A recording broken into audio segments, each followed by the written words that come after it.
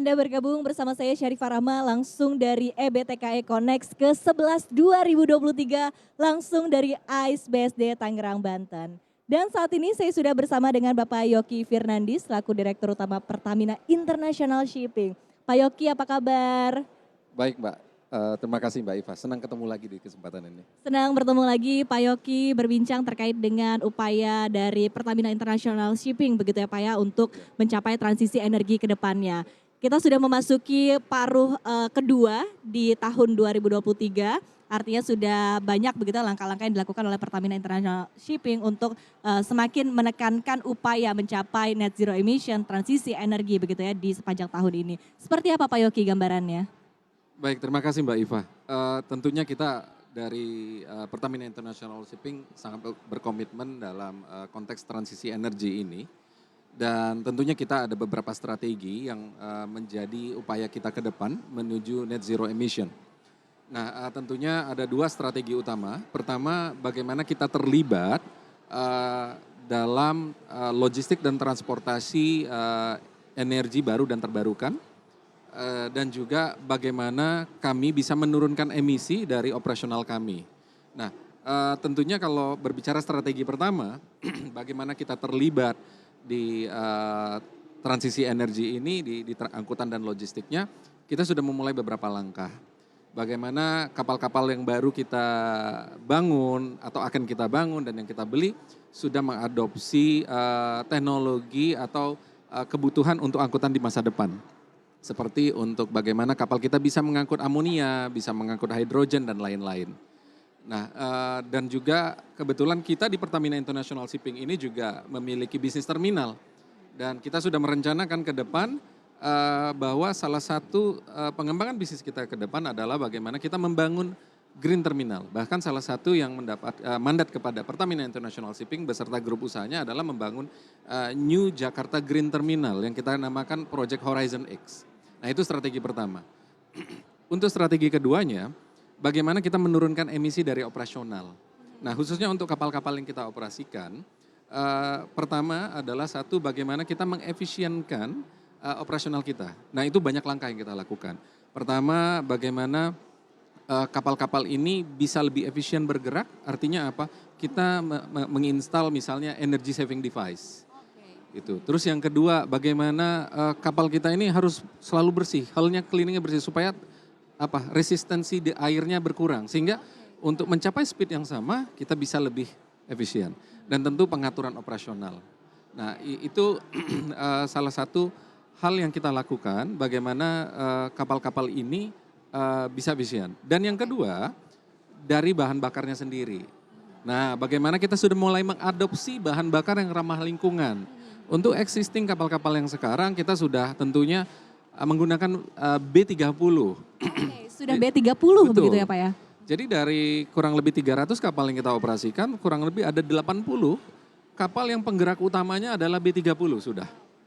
Dan sekitar 220 lainnya penggerak tambahan atau auxiliary engine-nya itu sekarang sudah menggunakan B30. Nah, untuk kapal kita yang baru khususnya yang kemarin baru kita akuisisi di akhir tahun, satu very large gas carrier terbesar di dunia, namanya sekarang Gas Amaryllis, itu bahkan sudah dual fuel.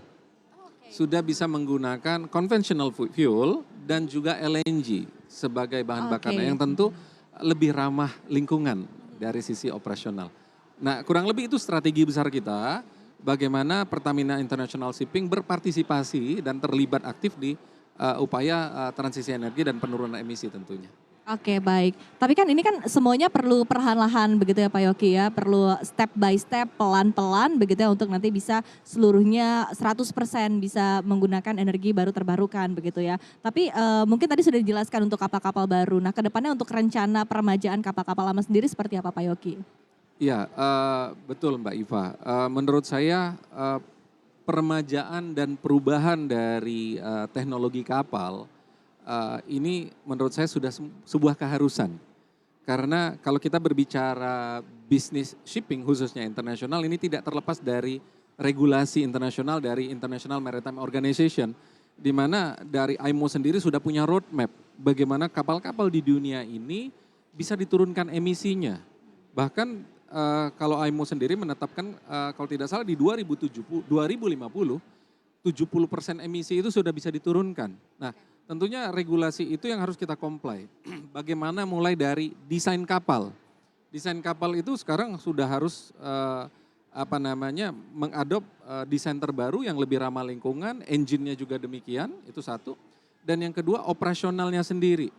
Jadi bagaimana nanti ke depan carbon intensity dari setiap kapal yang bergerak itu akan diukur, akan ada ratingnya. Nah, pertanyaannya bagaimana kita bisa comply, mau tidak mau dari peremajaan kapal. Jadi kapal-kapal kita yang baru ke depan tentunya sudah harus mengadopsi kan teknologi terbaru supaya bahan bakarnya juga lebih hemat, itu satu. Dan yang kedua sudah bisa mengadopsi bahan bakar yang lebih ramah lingkungan atau future energy.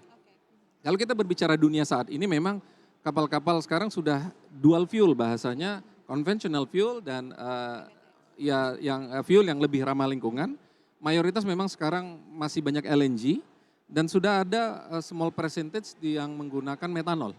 Nah, kita tunggu, kita lihat ke depan bagaimana apakah amonia dan hidrogen yang sekarang sudah di level riset sudah ada, teknologi engine-nya sudah mulai direncanakan, tapi dalam pembangunannya kita belum melihat. Paling kalaupun ada masih sangat kecil.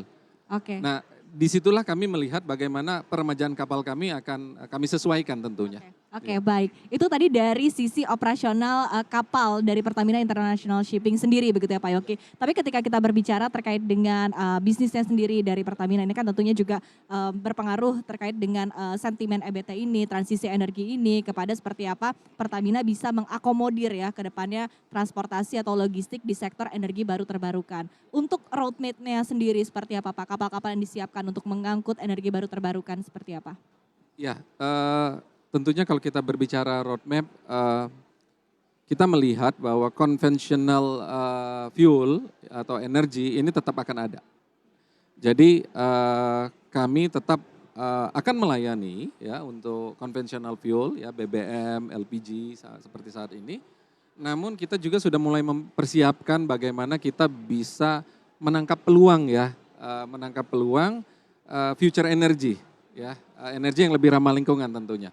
Nah, kita pertama tentunya satu, bagian dari Pertamina Group. Kita tahu upaya-upaya Pertamina Group khususnya yang diakselerasi oleh grup usaha kita di Pertamina Power Indonesia di PPI yang mereka sudah punya banyak rencana begitu ya. Dan juga misalnya bagaimana mereka akan memproduksi hidrogen begitu ya.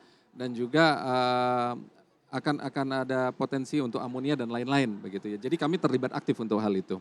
Terus yang kedua kalau kita berbicara energi yang lebih ramah lingkungan, LNG.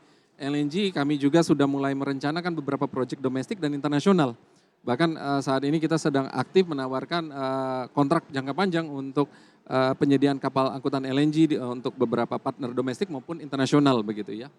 Dan tentunya terakhir seperti yang saya sampaikan tadi, salah satu bisnis kami adalah bisnis terminal. Nah, bagaimana terminal bisnis ini kita sudah mulai menangkap nih. Salah satunya Jakarta Green Terminal yang kita sudah konsepkan konseptualnya sudah ada. Memang kita sudah punya roadmap. Tahap awal up to sampai tahun 2035 kita masih memang fokusnya di conventional fuel. Namun 2035 onward sudah mulai secara bertahap bertransisi ke energi yang ramah lingkungan maupun future energy. Jadi memang kita sudah merencanakan hal tersebut. Nah, itu kurang lebih gambaran bagaimana kita bisa menangkap peluang ya dan terlibat di industri ini. Dan terakhir kita juga sudah mulai menjajaki partnership dengan beberapa lokal maupun international company. Seperti lokal kami bekerja sama untuk partnership dengan Pupuk Indonesia untuk angkutan amonia ke depan. Untuk internasional kita juga sudah berbicara, contohnya kita dengan NYK, saat ini kita menjajaki untuk penyediaan kapal amonia. Menarik sekali Pak Yoki tadi terkait dengan upaya yang dilakukan oleh Pertamina International Shipping begitu ya Pak ya untuk seperti apa melakukan kerjasama dengan pihak tidak hanya dari dalam negeri tetapi juga secara internasional. Masih banyak yang bisa kita bahas Bapak, namun kita akan jeda terlebih dahulu. Dan